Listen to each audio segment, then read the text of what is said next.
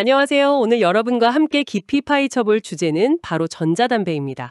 구체적으로는 그 연무질이 우리 입속 미생물, 그러니까 구강 마이크로바이옴에 어떤 영향을 주는지 NPJ Biofilms and Microbiomes 저널에 실린 최신 연구를 바탕으로 살펴보려고 합니다. 네, 맞습니다. 이게 그냥 연기 자체만 보는 게 아니라 그 연기가 입안의 아주 작은 생태계, 그 박테리아들과 만나서 어떤 화학적 상호작용을 일으키는지 또 그 결과는 뭔지 알아보는 거죠. 그렇죠. 눈에 잘 보이지 않는 미시적인 세계 이야기인데요. 네, 이 연구가 특히 흥미로운 건 실험실 연구랑 실제 사용자들의 샘플 분석, 이 두 가지를 다 진행했다는 점이에요. 그럼 더 신뢰도가 높겠네요. 자, 그럼 본론으로 들어가서 많은 분들이 좀 오해하시는 부분부터 짚어볼까요? 전자담배 연무질이 그냥 뭐 수증기 아니냐 이렇게 생각하시는 경우요. 네, 그게 가장 큰 오해 중 하나죠. 사실 전혀 아닙니다.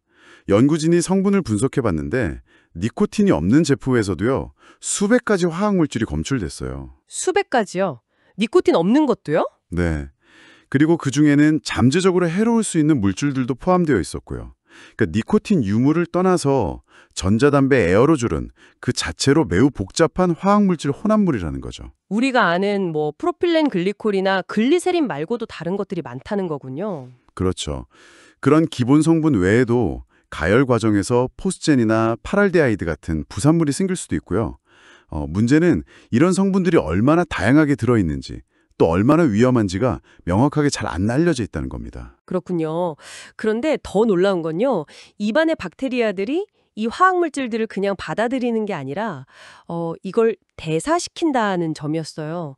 소화시킨다고 해야 할까요? 네, 바로 그겁니다.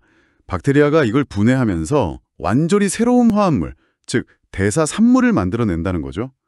일종의 박테리아 버전 소화 과정에서 나오는 부산물 같은 거예요. 신기하네요. 그 반응 속도도 엄청 빨랐다고요. 맞아요. 노출되고 1시간도 안 돼서 이런 대사 반응들이 막 일어났다고 해요. 그리고 더 흥미로운 건 이 과정이 입안에 어떤 박테리아가 주로 사느냐, 그러니까 건강한 구강 환경 관련 박테리아냐 아니면 질병 관련 박테리아냐에 따라 다르고 또 니코틴 유무에 따라서도 달라진다는 점이에요. 박테리아 종류에 따라서도 반응이 다르군요. 네, 특히 쿼럼 센싱이라고 하는 박테리아들끼리 신호를 주고받는 분자가 검출됐다는 건 얘네들이 뭔가 스트레스를 받고 집단적으로 대응하고 있다는 걸 보여주는 거죠. 단순히 화학물질만 바뀌는 게 아니라 박테리아들의 생활 방식, 행동 자체가 바뀐다는 거네요. 그렇죠. 유전자 발현에도 변화가 나타났어요. 예를 들어서 건강한 구강 환경과 관련된 박테리아들은요, 자신들을 보호하려고 생물막이라는 끈적한 보호막을 더 두껍게 만드는 유전자들을 막 활성화시켰어요. 보호막을 더 강화한다. 네, 그게 실제로 물리적인 변화로도 나타났는데 생물막 구조가 더 촘촘해지고 두꺼워졌다는 겁니다.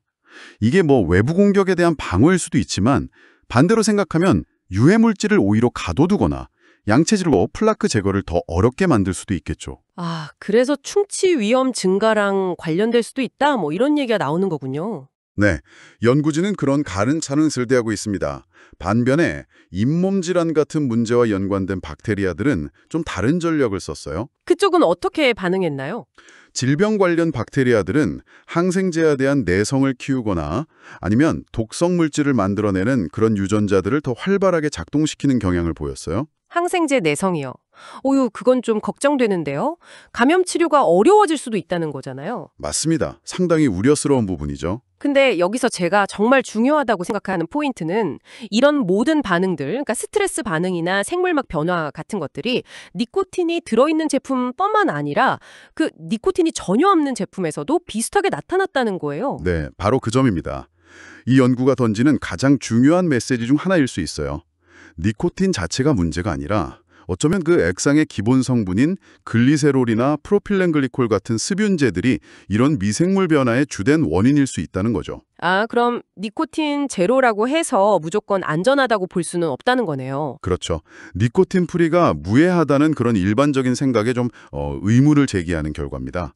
니코틴 함량보다는 에어로졸 그 자체의 영향을 봐야 한다는 거죠. 연구팀이 여기서 멈추지 않고 실제 전자담배 사용자들의 침도 분석했잖아요. 실험실 결과랑 비교했을 때 어땠나요? 네, 아주 중요한 확인 과정이었는데요. 실제로 사용자들의 타액에서도 실험실에서 발견했던 것과 같은 종류의 박테리아 대사산물들이 다수 확인됐습니다. 아, 정말요? 그럼 이게 그냥 실험실 안에서만 일어나는 일이 아니라는 거네요. 확실히 그렇습니다. 실험실 결과가 실제 사람들의 몸 안에서도 일어나고 있다는 강력한 증거죠. 이게 왜 중요하냐면 그동안 전자담배 사용과 관련해서 보고된 잇몸 염증 증가 같은 건강 문제들이 있었잖아요. 네네, 그런 보고들이 있었죠. 이런 구강 미생물의 변화가 바로 그런 건강 문제들이 발생하는 기전, 즉 원인을 설명해 줄 수 있는 중요한 연결고리가 될 수 있다는 겁니다. 와, 그렇군요. 자, 그럼 오늘 이야기를 좀 정리해봐야 할 것 같습니다. 전자담배 증기는 이게 니코틴이 있든 없든 간에 생각보다 훨씬 복잡한 화학물질 덩어리고 네, 그리고 입안의 박테리아는 이걸 그냥 두는 게 아니라 아주 활발하게 대사시킨다는 거. 그 과정에서 박테리아는 스트레스도 받고 유전자 활동도 바꾸고 심지어 항생제 내성 같은 것도 키우고 또 자기들 사는 집인 생물막 구조까지 변화시킨다. 맞습니다. 그리고 이 모든 변화가 실험실뿐만 아니라 실제 전자담배 사용자들에게서도 똑같이 확인되었다는 점, 이게 핵심이죠. 네, 오늘 정말 중요한 내용들을 짚어갔는데요. 마지막으로 저희가 여러분께 좀 생각해볼 거리를 던져드리고 싶습니다. 네, 이 연구는 구강, 즉 입안의 변화에 초점을 맞췄잖아요. 그런데 우리가 전자담배 연기를 들이마시면 그게 입에만 머무는 게 아니라 폐까지 더 깊숙이 들어가죠. 아, 그쵸. 호흡기를 통해서요. 그렇다면 입안에서 시작된 이런 박테리아 대사 활동과 그 결과로 만들어진 부산물들이 과연 호흡기 더 아래쪽에서는 어떤 영향을 미칠까요? 아니면 혈액을 타고 전신으로 퍼져나가지는 않을까요? 입안에서의 반응과 또 다른 어떤 상호작용이 일어날 수도 있겠네요. 네, 아직은 더 많은 연구가 필요하지만 충분히 가능한 시나리오입니다. 입안의 작은 변화가 몸 전체에 어떤 나비 효과를 일으킬 수 있을지 여러분도 한번 고민해 보시면 좋겠습니다.